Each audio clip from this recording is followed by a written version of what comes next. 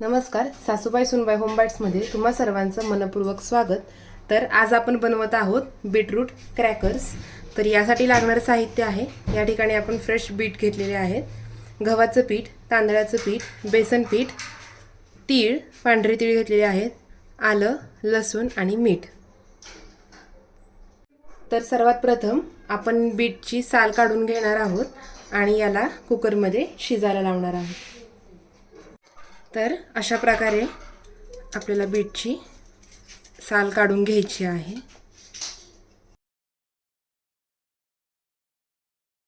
अशा प्रकारे आपण बीटची सगळं साल काढून घेतलेली आहे.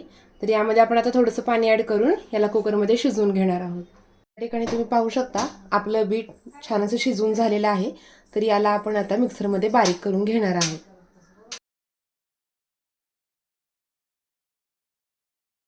तर या ठिकाणी आपण आता आपलं गव्हाचं पीठ,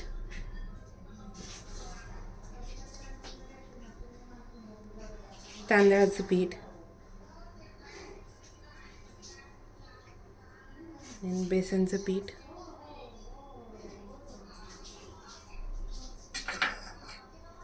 हे एकत्र करणार आहोत आणि यामध्ये आता आपण थोडं मीठ सुद्धा ॲड करणार आहोत.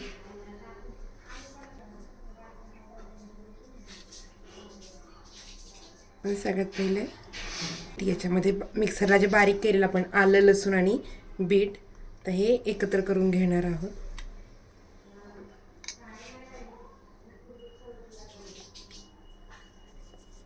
यामध्ये तुम्ही जिरे पावडर सुद्धा ॲड करू शकता आणि यामध्ये थोडंसं तीळ सुद्धा आत्ताला आपण ॲड करणार आहोत. तर याला आपण एकत्र करून घेणार आहोत.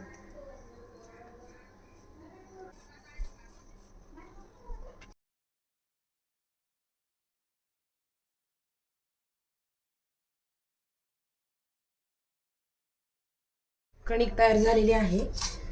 तर याला आपण थोडंसं तेल लावून एकत्र करणार आहोत आणि 10 मिनिटं भिजत ठेवणार आहोत.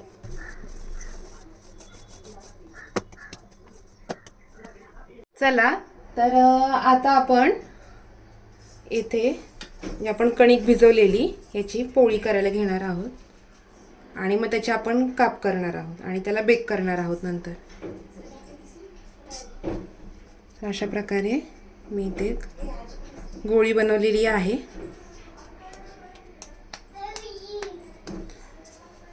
तर आता इथे आपण थोडेसे तीळ टाकणार आहोत.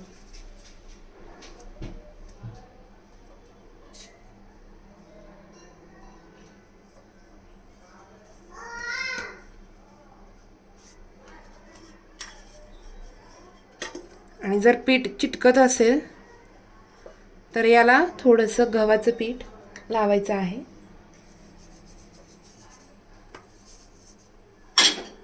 एकदम थोडंसं लावायचं.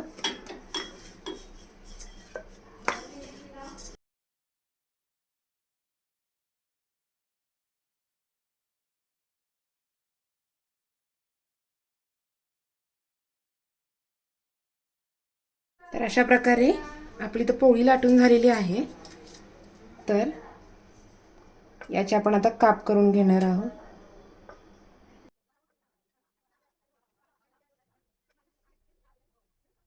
तर अशा प्रकारे आपण याचे लांब काप करून घेतलेले आहेत. तर आता मी ओव्हन प्रीहीटला लावलेला आहे. तर तो प्रीहीट झाल्यानंतर मग आपण याला बेक करून घेणार आहोत.